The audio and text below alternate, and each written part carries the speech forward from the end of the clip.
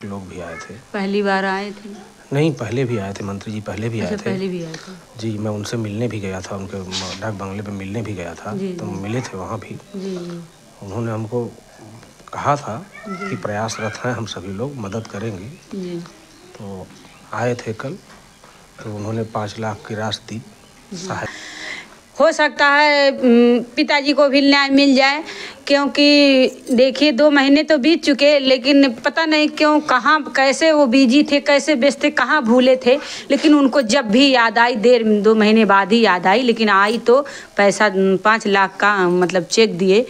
और इनके कहने का मतलब ये है कि जैसे चेक दिए हैं, अगर हमारी बात माननीय योगी तक पहुँचती है तो ज़रूर मिलने का प्रयास, एक बार अपने यहाँ बुला के पिताजी से मिलने का प्रयास कीजिए, मेरी यही गुहार है। और आप क्या कहना चाहते हैं कोर्ट वोट के बारे में?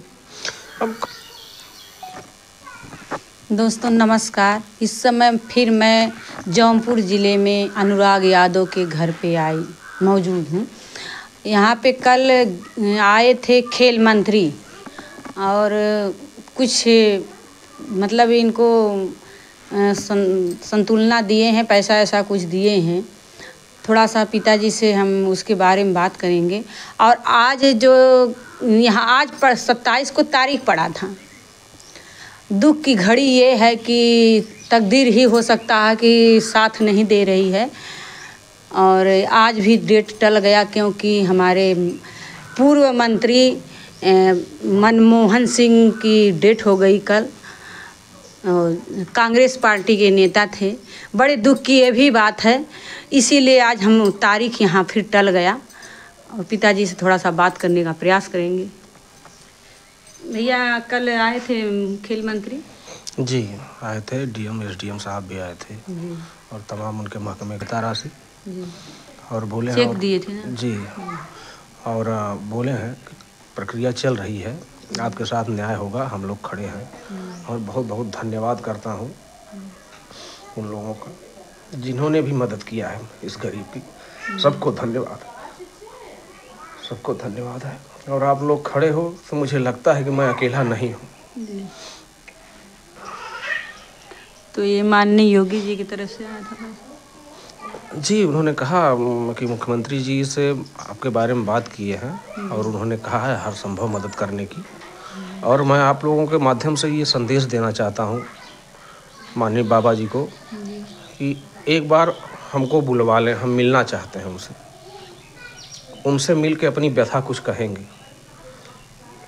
देखिए भैया जी, बात तो है, सही बात है। सब लोग कहते हैं, मतलब योगी जी भी कहते हैं मेरे राज्य में न्याय है, देर है, मतलब अंधेर नहीं है, देर है, न्याय तो जरूर मिलेगा। कानूनी प्रक्रिया भी, अब कोर्ट के बारे में हम कैसे बता सकते हैं? अब कोर्ट में कानून है। आज तो हम लोगों की तकदीर ही टूट गई। हमारी बदनसीबी साथ में चल रही है। जिस घड़ी का हम लोग इंतजार कर रहे थे कि हो सकता 27 को हम लोगों को न्याय मिलेगा। पिताजी को अगर न्याय मिल गया, हम पत्रकारों को भी न्याय मिल जाएगा, क्योंकि 2 महीने से इनकी आंसू चल रही है, और 2 महीने से लगातार हम लोग दौड़ रहे हैं न्याय के लिए। और जब तक इन्हें न्याय नहीं मिलेगा, तब तक हम लोगों की दौड़ जो है नाकामयाबी होगी। जिस दिन न्याय मिल जाएगा, उस दिन हम लोगों की भी दौड़ जो हम लोग भी कामयाब हो जाएंगे। हम लोग भी इसीलिए परेशान हैं, इसीलिए दौड़ रहे हैं कि इनको न्याय मिल जाए। और क्या करे, लेकिन कुदरत की देन है जो है, इसमें कोई क्या कर सकता है। आज तो कोर्ट में अगर पेशी हुई होती, लेकिन हो सकता है वो उनके मरने से आज फिर टल गया। किस दिन फिर पड़ा है डेट? 30 तारीख को। 30 को फिर पड़ा जी। तो अब 30 को आप जाएंगे? हाँ, 30 को जाऊँगा मैं, 30 को जाऊँगा। एक मिनट देख लीजिएगा। हाँ भैया, देख रहा है, ये आंसू रुकने वाला नहीं है।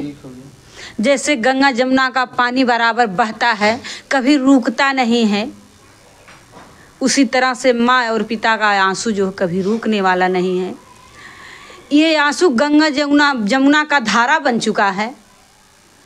और मैं जो बोल रही हूँ, बोलने से मैं खुद नाकाम हूँ, क्योंकि ये शब्द बोलने में मेरा रूह कांप जा रहा है।